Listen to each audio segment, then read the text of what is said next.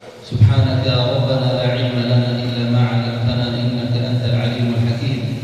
اللهم ربنا علمنا ما ينفعنا وانفعنا بما علمتنا وزدنا علما يا كريم. اللهم أغننا بالعلم وزينا بالحلم وأكرمنا بالتقوى وجملنا بالعافية برحمتك يا أرحم الراحمين.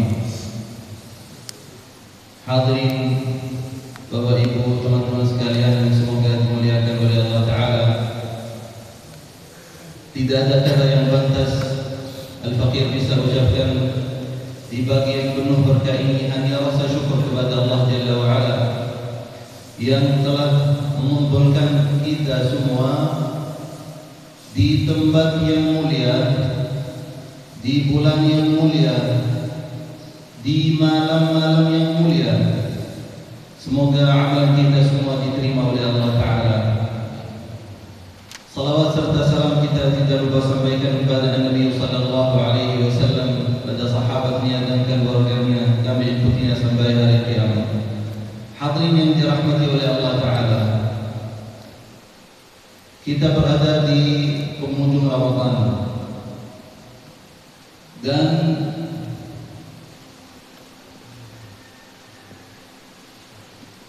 yang pantas kita bicarakan atau saling mengingat, yaitu kita lebih semangat dalam beribadah, dalam berteman dengan Al-Quran. Teman-teman sekalian, hadirin yang dirahmati oleh Allah Ta'ala, makin kita mengingat Al-Quran, majlis-majlis yang mengingatkan kita tentang kemuliaan Al-Quran, makin kita lebih dekat cinta pada Al-Quran. Makin kita kembali ke generasi yang pertama, yaitu generasi para sahabat. Umat akan lebih baik. Hadirin yang dirahmati oleh Allah Ta'ala, Al-Fakir akan mulai dari malam-malam yang mulia ini, kejadian yang paling istimewa untuk umat ini di malam-malam yang mulia ini, yaitu turunnya Al-Quran pada Rasulullah Sallallahu Alaihi Wasallam. Turunnya Al-Quran di malam-malam yang mulia ini atau malam Lailatul Qadar, yaitu sebuah kemuliaan bagi umat Islam. Hadirin, kata para ulama, Allah Jalla wa'ala membanggakan manusia terhadap malaikat. Ada dua kejadian. Yang pertama, ketika Allah Jalla wa'ala menciptakan Adam, wa idh qala rabbuka lil malaikati inni ja'ilun fil ardi khalifah قالوا أتجعل فيها من يفسد فيها ويسفك الدماء ونحن نسبح بحمدك ونقدس لك قال إني أعلم ما لا تعلمون. Allah Jalla wa'ala memuliakan manusia terhadap malaikat. Ini yang pertama. Yang kedua, Allah Jalla wa'ala ingin memuliakan umat Nabi Sallallahu Alaihi Wasallam terhadap malaikat. Turun Al-Quran di malam Lailatul Qadar, turunnya yang pertama dari Al-Lawhul Mahfuz ke Baitul Izzah di langit yang langit dunia. Allah Jalla wa'ala ingin memuliakan umat Nabi Sallallahu Alaihi Wasallam daripada umat-umat yang sebelumnya. Gimana Allah Jalla wa'ala, para hadirin, ketika turunnya buku-buku sebelum Al-Quran, Allah turunnya At-Taurat pada Sayyidina Musa langsung sekali, Al-Injil pada Sayyidina Isa langsung sekali. Akan tetapi Allah Jalla wa'ala turun Al-Quran sekali dari Al-Lawhul Mahfuz ke Baitul Izzah, langit dunia. Setelahnya Allah Jalla wa'ala turunnya Al-Quran kepada Nabi alaihi salatu wassalam sesuai kejadian agar sebuah kemuliaan untuk umat Nabi alaihi salatu wassalam. Hadirin yang dirahmati oleh Allah Ta'ala,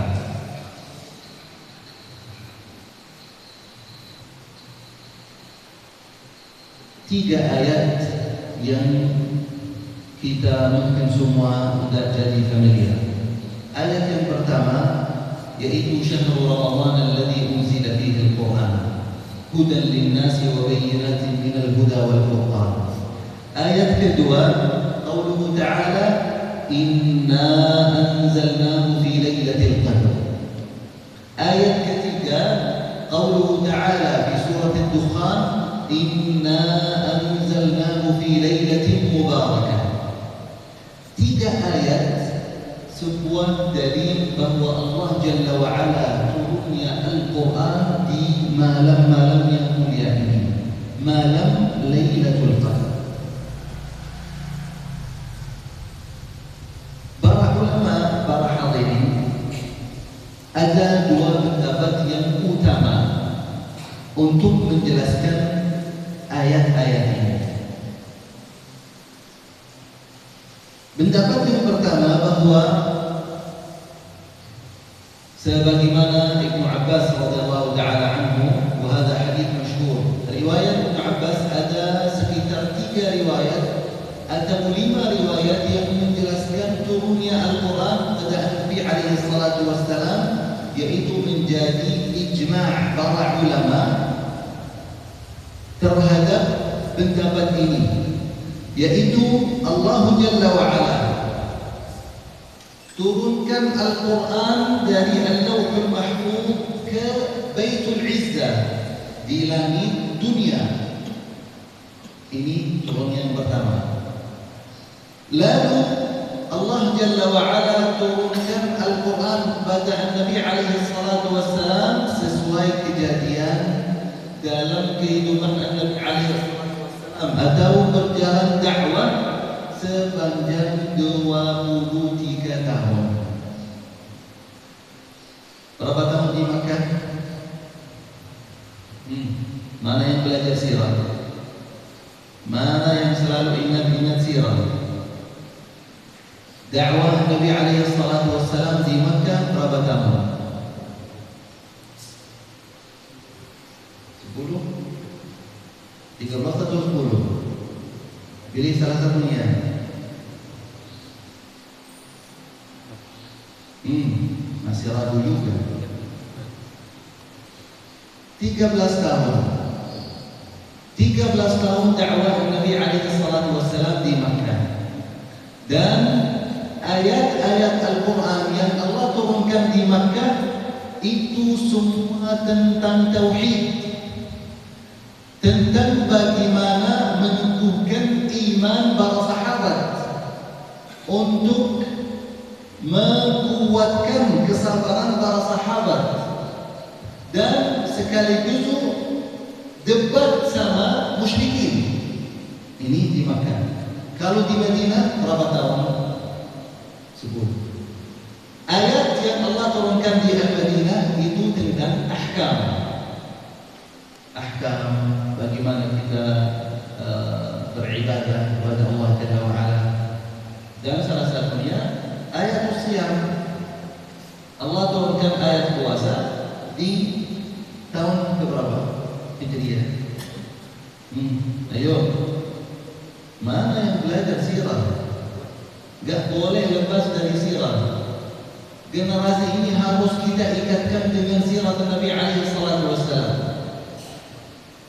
Ana sedih kalau masuk di saudara-saudara Islam tanya tentang sesuatu yang gampang sekali di sirah, malah mereka seperti orang kaget. Generasi ini gak akan berjalan, gak akan memberi cahaya pada umat kalau tidak kembali ke sirah. Ayat Siyam turun di tahun berapa? Hijriah. 2 Hijriah. Akmal, Masya Allah, Tabarakallah. Anta indana. Ini Akmal, salah satu murid kami di Biak 7, Kota Batu, Masya Allah. Semoga Allah berikan yang terbaik untuk dia dan keluarganya. Hadirin yang dirahmati oleh Allah Ta'ala, ini pendapat yang pertama. Lalu pendapat yang kedua, yaitu artinya Allah turunkan Al-Quran di malam Lailatul Qadar, yaitu Allah turunkan awal ayat-ayat Al-Quran di malam Lailatul Qadar. Apa ayat yang pertama turun pada Nabi SAW?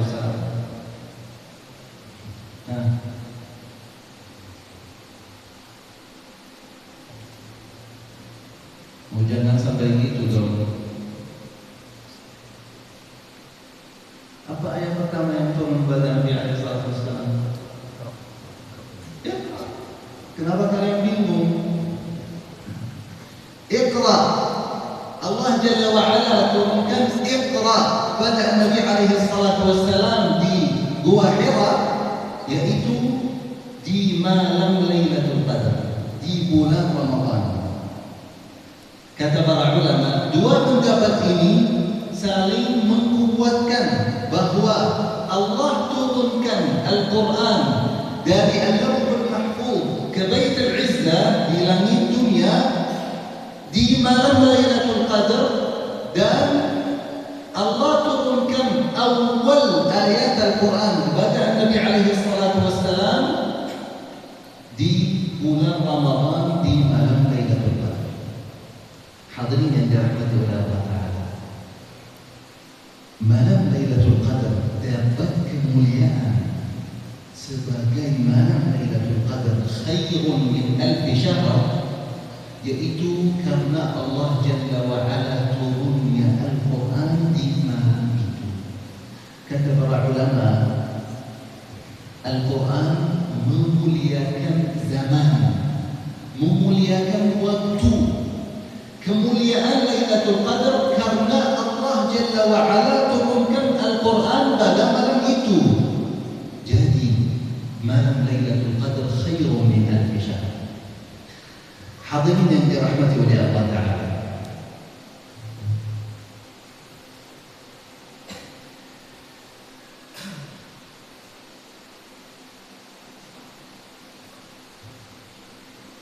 kalau kita bicara tentang turun Al-Quran di malam Lailatul Qadar, apa yang harus kita lakukan? Khususnya kita berada di penghujung Ramadan di malam-malam yang mulia. Ini menunjukkan bahwa kita benar-benar harus sadar bahwa malam-malam ini tidak boleh lalaikan. Malam-malam ini harus benar-benar memaksimalkan ibadah, berteman dengan Al-Quran.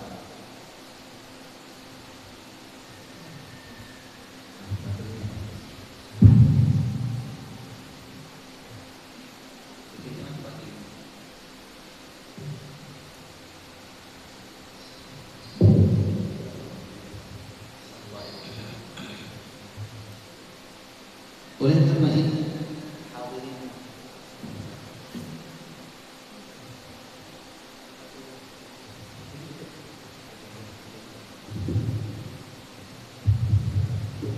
Bismillah. Oleh karena itu, hadirin yang dirahmati oleh Allah Ta'ala, sebisa mungkin di malam-malam ini kita memaksimalkan ibadah dan berteman dengan Al-Quran agar kita dapat kemuliaan Al-Quran dan kemuliaan Lailatul Qadar. Lalu yang kedua,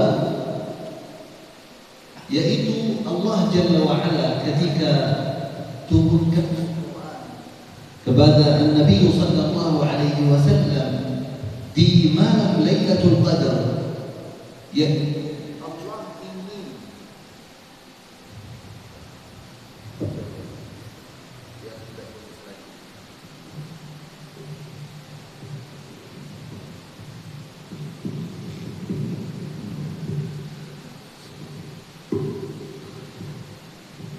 hadirin yang dirahmati oleh Allah Ta'ala, Allah Jalla wa'ala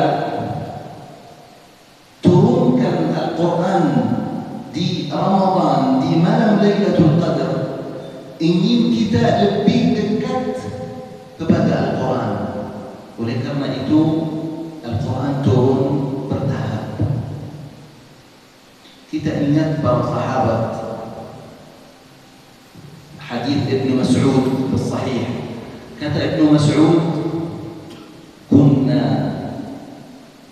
kunna nata'allam 'inda Rasulillah sallallahu alaihi wasallam 10 ayat la natajawazhum hatta nafham ma'nahum wa na'mal bihim.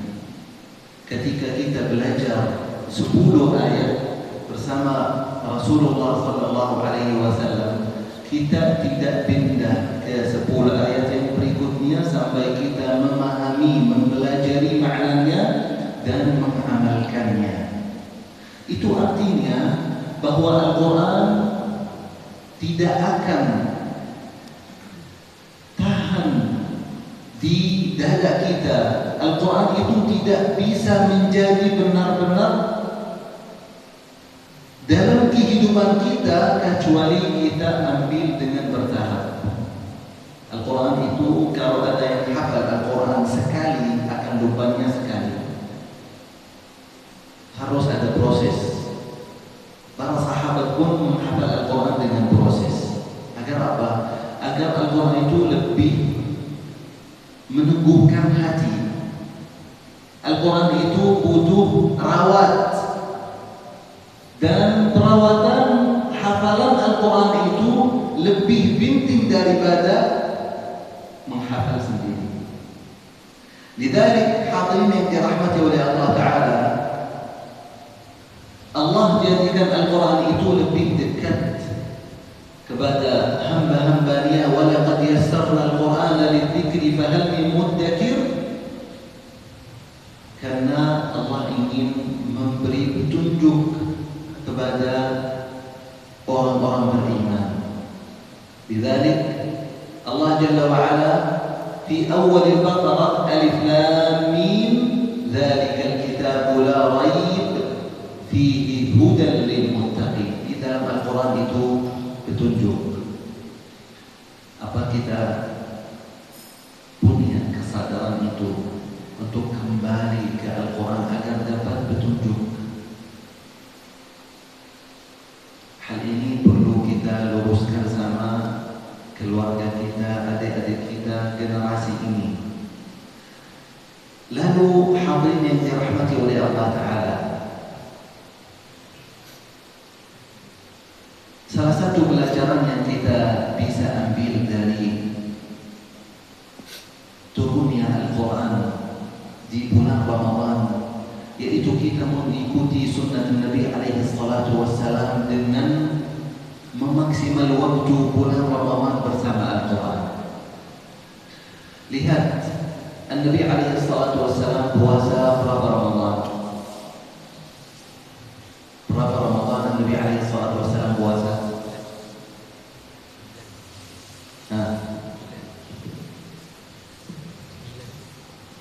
Iya,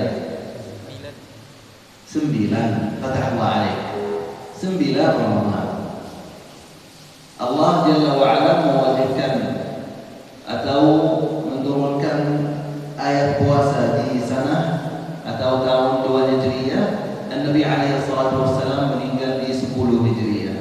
10 Hijriah tidak sampai Nabi meninggal di 11 Hijriah. Berarti Nabi puasa 9 Ramadan.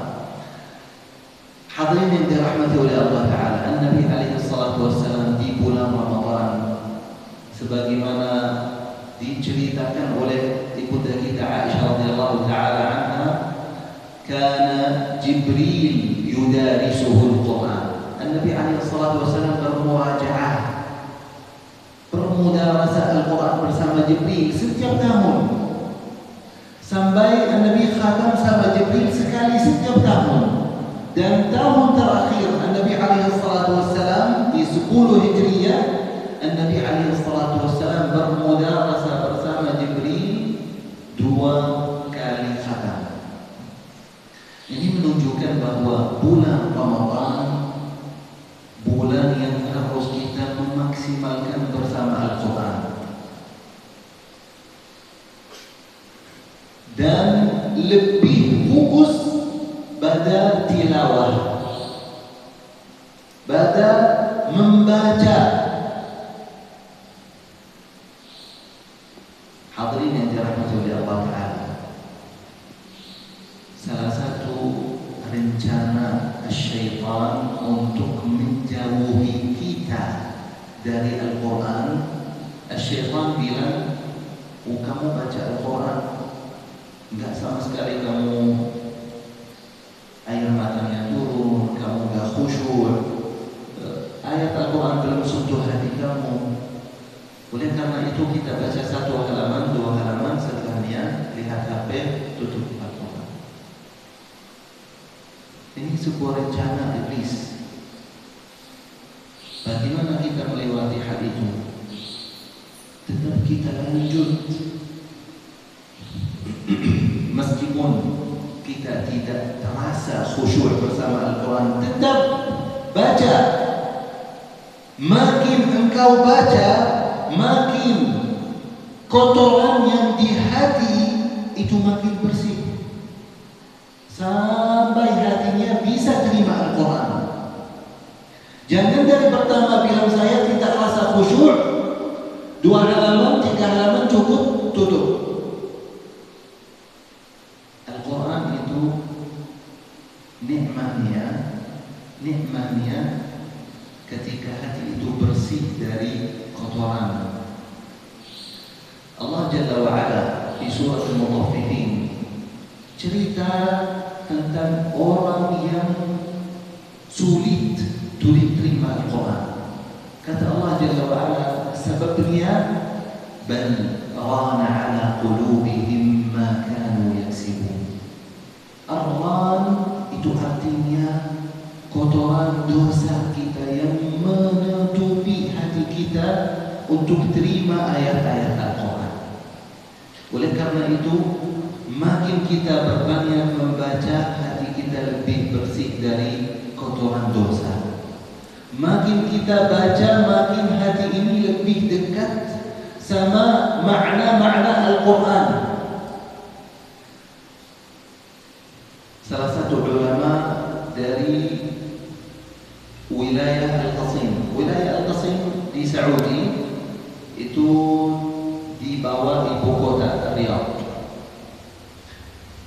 Muridnya itu guru Al-Faqih. Kata Syekhuna, ketika bulan Ramadan, gurunya beliau berangkat dari Al-Qasim ke Makkah, tutup semua kajian, berangkat ke Makkah, duduk 1 bulan penuh, kegiatannya hanya membaca Al-Quran. Salah satu muridnya datang, ya Syekh, at-tadabbur, wahai guru kami, tadabbur mana? Mana tadabbur? Hanya fokus untuk membaca saja. Apa kata Syekh itu? Kata beliau, at-tadabbur ketika kita dalam kajian sini bulan Ramadan, kita fokus untuk berbanyak membaca agar dapat banyak kebaikan. Itu bulan Ramadan. Akan tetapi penting juga untuk kita bertadabbur sedikit demi sedikit di bulan Ramadan. Oleh karena itu, salah satu rencana yang Al-Faqih amalkan dari guru Al-Faqih sendiri, yaitu di bulan Ramadan setiap tahun pilih dari surah-surah yang sering kita baca dalam salat, pilih kata-kata yang Anda tidak paham artinya. 10 kata setiap tahun, 10 kata. Belajar maknanya dari terjemah, dari tafsir. Lalu lihat keadaan salat Anda setelahnya. Akan membaca surat-surat pendek, Qul a'udzu birabbil falaq. Tahu apa artinya al-falaq? Itu membaca surat Al-Falaq ketika tahu artinya lebih beda daripada kita membaca setiap hari tanpa kita tahu artinya. Oleh karena itu, marilah kita tadabbur Al-Quran step by step, sedikit demi sedikit, satu kata, dua kata, kita mengerti maknanya, kita akan lebih hudur, akan lebih khusyuk dalam salat ketika membaca sesuatu yang tahu artinya.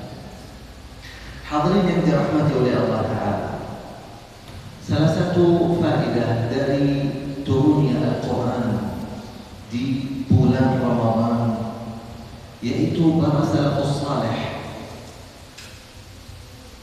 ketika mereka berjuang, ketika mereka menghabiskan waktu mereka di bulan Ramadan untuk membaca Al-Quran.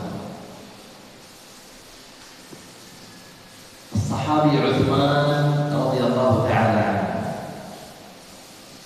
warada anhu, sebuah riwayat sampai kepada kami bahwa Uthman radhiyallahu ta'ala anhu itu fi manaqib Uthman, di buku manaqib para sahabat ketika mencerita keadaan para sahabat Uthman radhiyallahu ta'ala anhu membaca Al-Quran setiap malam satu khatmah, bahkan ada riwayat setiap malam 2 khatmah. Begitupun Al-Imam Syafi'i, sebagaimana diceritakan oleh muridnya Al-Imam Al-Baihaqi di Manaqib Al-Imam Syafi'i. Kata Al-Imam Al-Baihaqi bahwa Al-Imam Syafi'i mengkhatam Al-Quran dalam 1 bulan Ramadan 60 kali. Masuk akal? Masuk akal. Masuk akal. 1 khatmah pagi, 1 khatmah malam. Itu artinya mereka benar-benar memaksimal waktu bersama Al-Quran. Tidak ada kesibukan lain.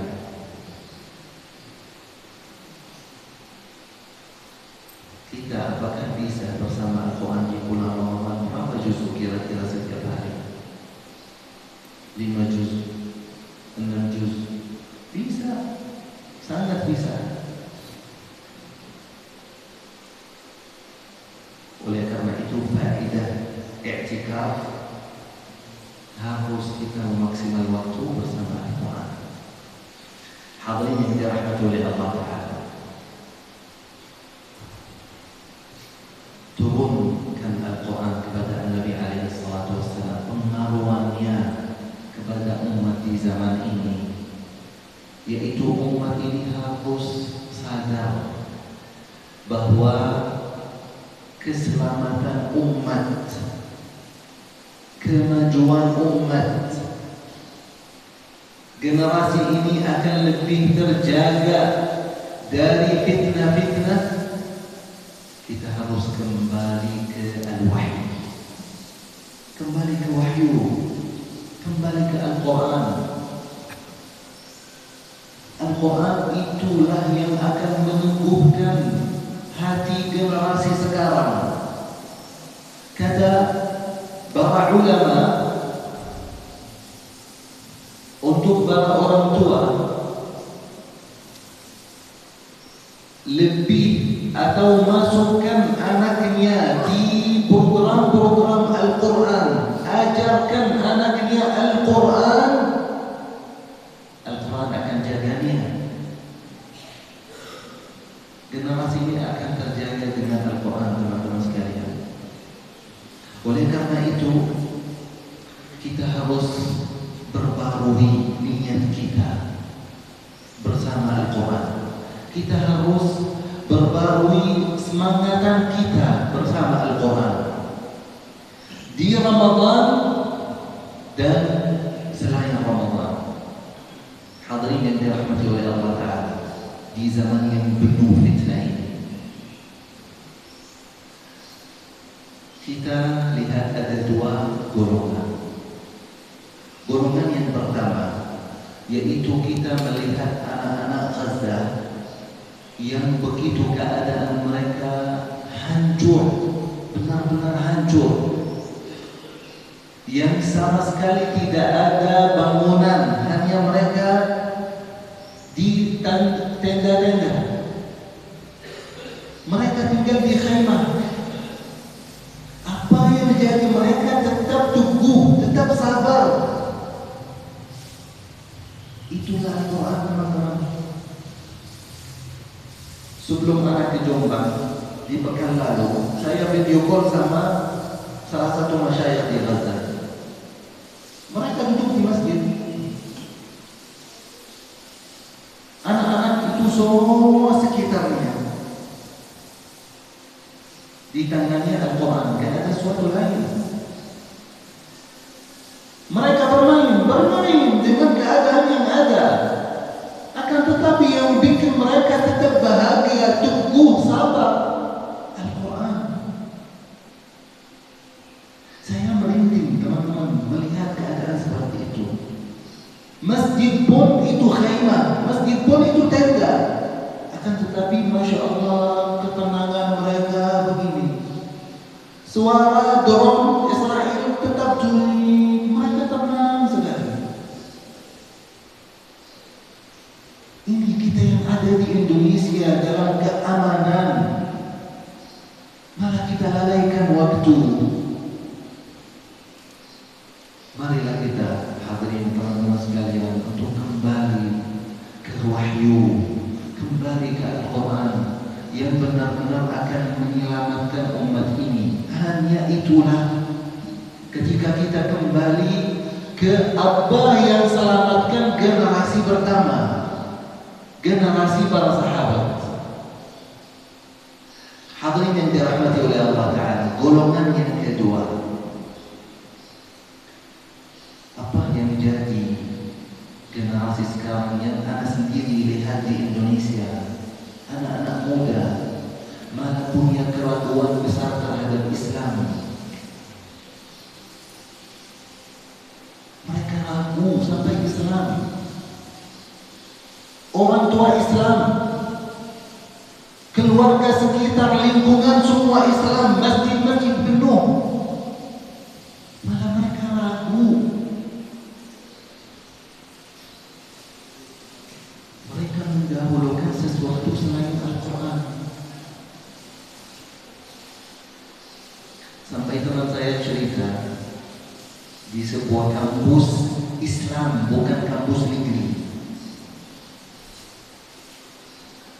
di jurusan falsafah, di gedung mereka mahasiswa Indonesia yang KTP Islam, mereka tutup musalla di gedung itu, saking mereka tidak percaya dengan Islam. Sebabnya apa? Mereka jauh dari wahyu, mereka jauh dari Al-Quran.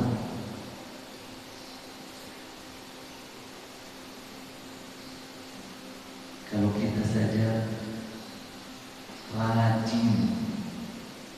rajin minimal sekali sepekan untuk menghadiri majelis ilmu,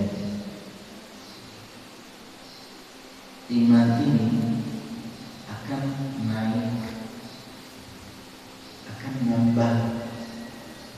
Artinya nambah iman, keyakinan pada Allah Jalla wa'ala makin kuat, keyakinan terhadap ayat-ayat Al-Quran akan kuat, ikatan seorang hamba dengan Tuhannya akan kuat.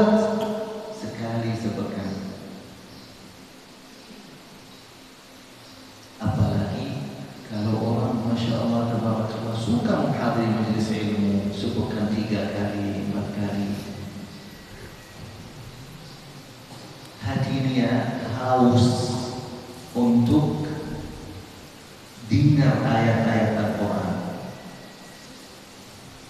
Lihat perbedaan anak-anak kecil generasi yang sekarang yang mereka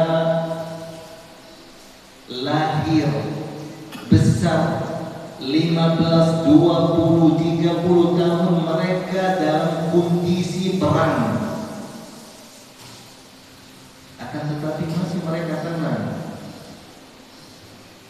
karena mereka sadar bahwa ketenangan itu ketika kita kembali ke Al-Quran. Sedangkan kita yang kita di Indonesia, keadaan kita aman, Masya Allah, nikmat.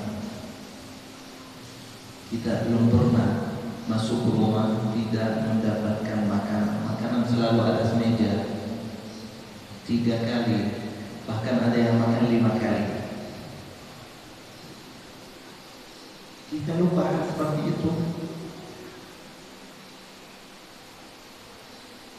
Subhanallah. Oleh karena itu, Al-Faqir ingatkan diri dan hadirin Bapak Ibu sekalian untuk kita lebih perhatikan pada Al-Quran, untuk lebih memperhatikan generasi sekarang. Kita harus ikatkan generasi sekarang dengan Al-Quran. Lalu yang kedua, hadirin yang dirahmati oleh Allah Ta'ala, pengaruhan Al-Quran terhadap umat ini, yaitu menunjukkan persatuan umat. Lihat ketika kita di Ramadan, masjid-masjid di Indonesia, di negara-negara Islam yang lain, kondisi salat tarawih begitu rohani, Masya Allah, tabarakallah. Orang-orang harus untuk dengar Al-Quran. Persatuan umat itu karena Al-Quran. Mereka datang ke masjid-masjid, mereka ikut salat tarawih, mereka ingin dengar Al-Quran agar hati ini tenang. Oleh karena itu, hadirin yang dirahmati oleh Allah Ta'ala, Al-Quran itu lebih baik aku tutup dengan tingkatan berteman bersama Al-Quran. Kita di pengaruhan Al-Quran terhadap umat, yaitu ketika kita jadikan Ramadan sebuah waktu atau sebuah stasiun yang kita berangkat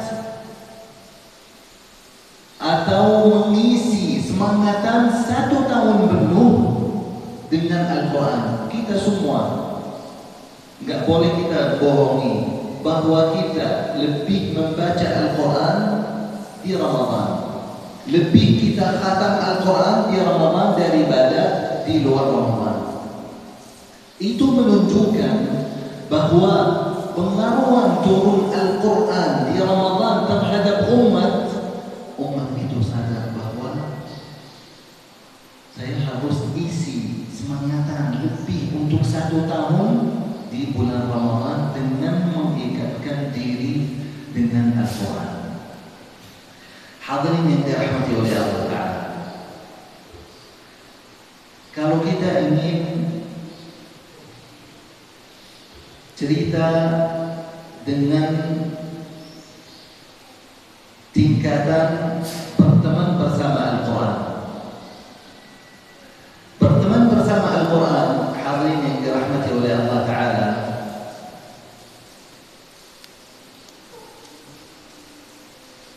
ada 5 tingkatan. Tingkatan yang pertama, at-tilawah. Ini pintu masuk berteman bersama Al-Quran. Sebagaimana para sahabat generasi yang pertama, mereka berteman bersama Al-Quran, bukan hanya membaca, akan tetapi berteman bersama Al-Quran. Pintu yang pertama yaitu berbanyak membaca. Jalla wa'ala memuliakan, Allah Jalla wa'ala memuju orang-orang yang membaca Al-Quran. Kata Allah Jalla wa'ala,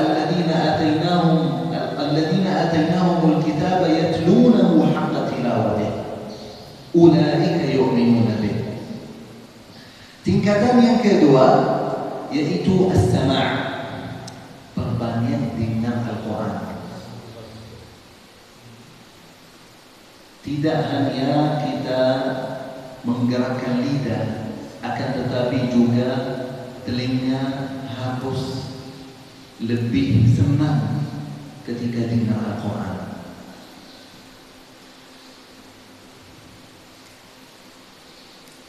Nabi alaihi salatu wassalam suka dengar Al-Quran dari para sahabat.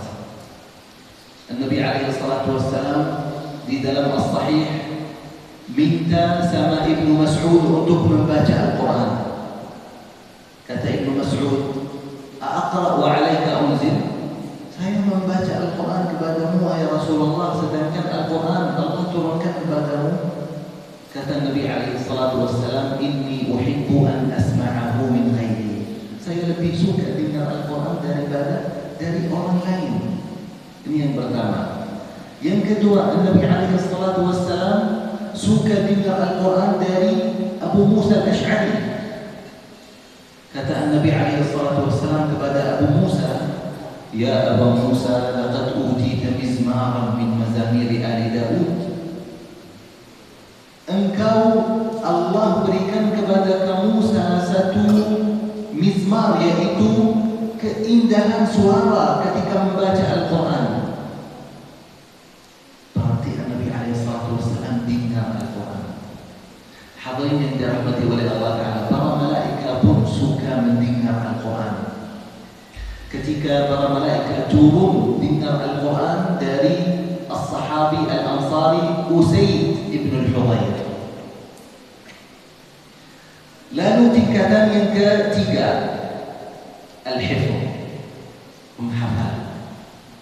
Ini tingkatan kata para ulama, tingkatan al-hifz yaitu menguatkan ikatan kita bersama Al-Quran. Bukan hanya membaca, bukan hanya dengar, akan tetapi jaga Al-Quran di dada. Ikatan kita bersama Al-Quran lebih kuat. Oleh karena itu Nabi alaihi salatu wassalam qala ta'ahadul Quran, harus muraja'ah lebih bersama Al-Quran. Lalu tingkatan yang keempat, al-khusyu', ketika orang menghafal Al-Quran, membaca dalam salat, hatinya akan ikut khusyuk bersama Al-Quran. Al-khusyuk itu jiwa, kata para ulama, jiwa berteman bersama Al-Quran. Hal itu, teman-teman, 5 tingkatan. Ana lihat semata-mata di anak-anak Gaza, bukan ustaz-ustaz atau para masyayikh, enggak. Anak-anak generasi sekarang di Gaza, mereka benar-benar berteman bersama Al-Quran. Tingkatan yang kelima, at-tadabbur. At-tadabbur itu tujuan yang paling mulia. Berteman bersama Al-Quran, tujuannya yaitu kita mentadabburi Al-Quran dan mengamalnya.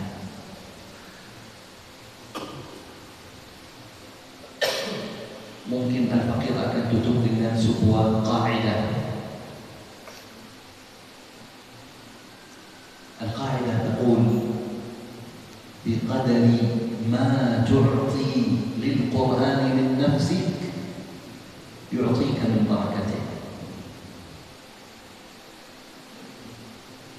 Sebesar apapun Anda berikan dari diri Anda terhadap Al-Quran, Al-Quran akan berikan keberkahannya kepadamu. Berarti keberkahan Al-Quran itu kembali ke kita sendiri.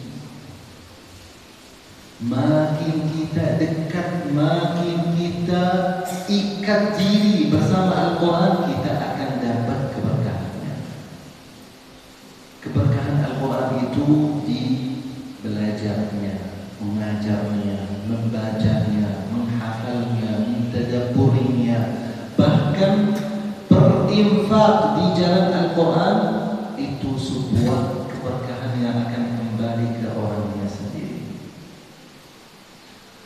Semoga apa yang Al-Fakir sampaikan bermanfaat untuk diri Al-Fakir sendiri dan para hadirin sekalian. Semoga amal kita semua diterima oleh Allah Ta'ala. Semoga amal kita ikhlas lillahi ta'ala. Allahumma taqabbal minna innaka antas sami'ul alim wa tub alaina innaka antat tawwabur rahim. Wallahu ta'ala a'lam wa ahkam wa jazakumullahu khair. Assalamualaikum warahmatullahi wabarakatuh. Waalaikumsalam warahmatullahi wabarakatuh. Sejauh mana kita bersikap dengan Al-Quran, maka Al-Quran akan memberikan berkah kepada kita. Masya Allah. Ringkas, padat, dan luar biasa. Ada beberapa hal yang ingin saya sampaikan kepada antum semuanya. Insya Allah besok tanggal 17 di masjid ini juga akan diimami oleh Syekh Abdul Muqti dari Mesir. Dr. Ali Abdul Muqti itu guru saya. Oh, Masya Allah ya. Tidak tahu saya tiba-tiba gurunya. Kalau muridnya tidak seperti gini, bagaimana gurunya? Masya Allah. Untuk ibu-ibu, ya karena ini bulan Ramadan, jadi tidak ada sayur mayur itu, ya. Insya Allah bulan depan. Jangan meninggalkan masjid ini sebelum kita sholat 2 rakaat, yaitu sholat sunnah, supaya Allah memberikan pahala buat kita, yaitu pahala haji dan umroh. Ya. Sampai 3 kali Rasulullah SAW mengatakan hal ini tanpa dikurangi sedikit pun. Mungkin ada yang ditanyakan?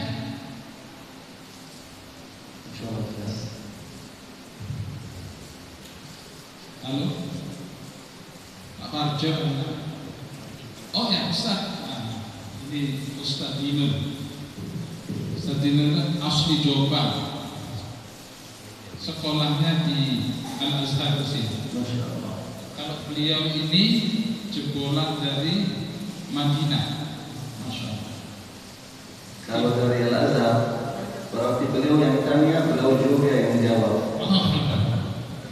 Ya, nanti mungkin perlu muqaranah buat yang lain banding. Fadhal Ustaz.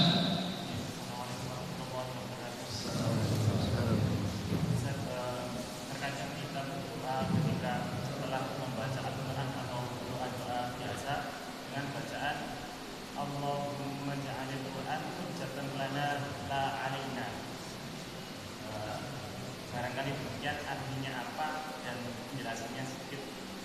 Terima kasih. Jazakallahu khair. Ahsan. Ada lagi? Ini 1 ya. 2. Kita batasi mungkin 3 orang ya. Setelah itu ditutup dan kita mengakhiri kajian. 2 lagi? Ada? Atau 1? Cukup. Cukup 1. Mana? Insyaallah di dalam. Oh ya, ya. 2. Silakan. Assalamualaikum warahmatullahi wabarakatuh. Setelah membaca Al-Quran itu tidak ada nas yang jelas. Ketika kita setelah membaca Al-Quran kita membaca Sadaqallahu Alazim. Tapi yang tidak ada pertanyaan itu doa Tafaruqul Majlis Malam. Begitu dengan kita. Yang kedua, tadi dikatakan surat pertama yang turun Al-Alaq. Ketika turun ayat tersebut, itu Rasulullah tidak pernah sholat wahyu. Berarti kalau sudah sholat, berarti nggak pakai Fatihah karena Fatihah mungkin belum turun. Ulang lagi. Surat yang pertama turun itu kan Al-Alaq, Iqra. Baik. Ketika itu Rasulullah itu sudah melaksanakan sholat apa belum? Aha. Kalau sudah sholat, berarti sholatnya tanpa Fatihah mungkin ya, karena turunnya kan Al-Alaq dulu. Apakah seperti itu? Pertanyaannya apakah seperti itu? Maaf. Sekian Assalamualaikum warahmatullahi wabarakatuh. Jika surat Al-Alaq turun, apa Rasulullah sudah sholat? Karena Al-Fatihah itu belum turun. Ya, itu. Iya. Ini nanti lain itu tidak boleh. Sama Sadaqallahul Azim tadi. Apa? Sama yang Sadaqallahul Azim tadi. Sadaqallahu alaihi. Baik. Tafadhol. Baik. Untuk pertanyaan Ustaz tadi tentang doa yang setelah membaca Al-Quran, Allahumma ja'al Qur'ana hujjatan lana la 'alaina. Yang pertama, para ulama kita menganjurkan kita berdoa setelah setiap kali membaca Al-Quran. Kenapa? Karena salah satu waktu yang para ulama menganjurkan berdoa yaitu setelah membaca Al-Quran. Karena membaca Al-Quran itu sebuah zikir. Kita menyebutkan ayat-ayat Allah. Oleh karena itu menganjurkan untuk kita berdoa. Yang kedua, doa Allahumma ja'al Qur'ana hujjatan lana la 'alaina. Hujjah artinya sebagai bekal di hari kiamat. Hujjatan lana untuk kita. Jadi Al-Quran akan membela kita di hari kiamat, bukan menjadi musuh kita. Oleh karena itu, ketika kita membaca Al-Quran dan mengamalnya, Al-Quran akan menjadi hujjah, yaitu bukti keselamatan untuk kita hari kiamat. Al-Quran tidak akan memusuhi kita. Siapa yang Al-Quran musuhnya? Al-Quran musuh orang yang tidak berikhlas dalam niat membaca Al-Quran atau mengajar atau mempelajarinya. Oleh karena itu, salah satu orang yang pertama dimasukkan oleh di neraka orang membaca Al-Quran. Qara'tul Qur'ana fika ya Rabb. Qala kadzabta innama qara'ta liyuqal. Kamu membaca Al-Quran untuk untuk dibilang kamu mutqin, kamu membaca Al-Quran. Itu yang jadi Al-Quran hujjah alaih. Al-Quran jadi musuhnya.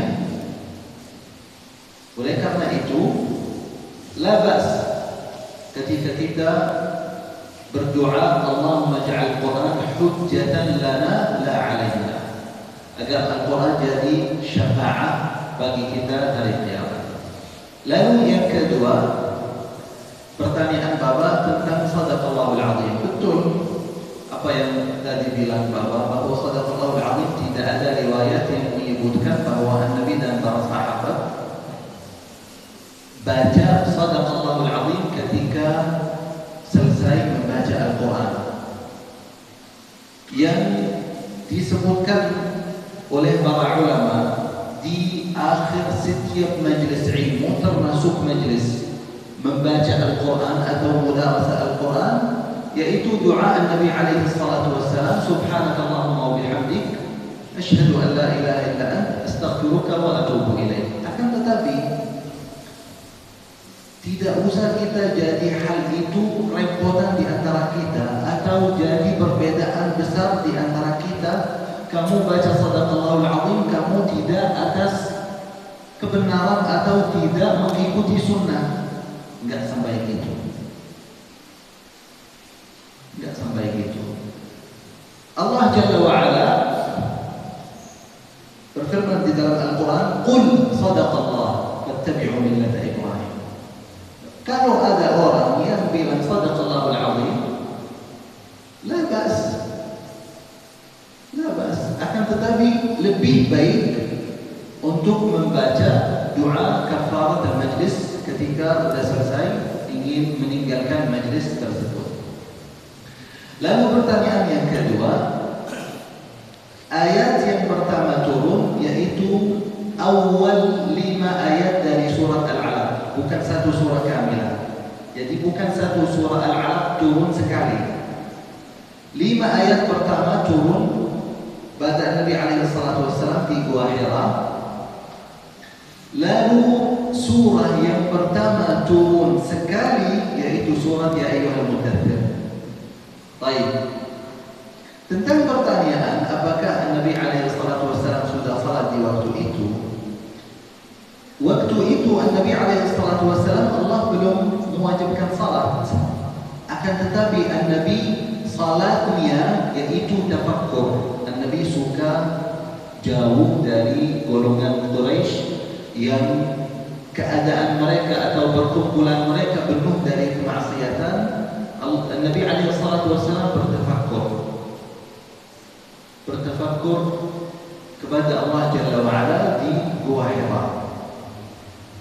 As-salah, furidat as-salah, setelah ada di antara para ulama yang bilang tahun kedua dari Bi'tsah, ada yang bilang tahun pertama, dan pendapat tahun ketiga. Ketika as-salah, Allah mewajibkan as-salah pada Nabi dan para sahabat, salat waktu itu 2 rakaat. 2 rakaat pertama. Jadi 5 salat di satu hari atau di satu hari dan satu malam itu setelah kejadian Al-Isra wal Mi'raj. Nah, wallahu a'lam. Kalau masalah Al-Fatihah, Al-Faqih kurang tahu kalau misalnya salat pertama Nabi SAW apakah Al-Fatihah sudah turun. Ini perlu saya teliti lagi. Semoga bermanfaat untuk kita semua. Wallahu a'lam. Jazakumullahu khairan. Nasallallahu bimannihi wa karamihi an yatawallana wa iyyakum bima yatawalla bihi ibadahu shalihin. Allahumma taqabbal minna innaka antas samiul alim wa tub 'alaina innaka antat tawwabur rahim. اللهم اجعل أعمالنا كلها صالحة ولا خالصة ولا تجعل لأحد فيها شيئا. ربنا هب لنا من أزواجنا وذرياتنا قرة أعين واجعلنا للمتقين إماما. ربنا اجعلنا مقيمين الصلاة من ذرياتنا. ربنا وتقبل دعاء. ربنا آتنا في الدنيا حسنة وفي الآخرة حسنة وقنا عذاب النار. اللهم صل وسلم وبارك على سيدنا محمد وعلى آله وأصحابه أجمعين. الحمد لله رب العالمين. Saya ucapkan banyak terima kasih kepada Bapak Ibu sekalian. Insya Allah kita berjumpa pada hari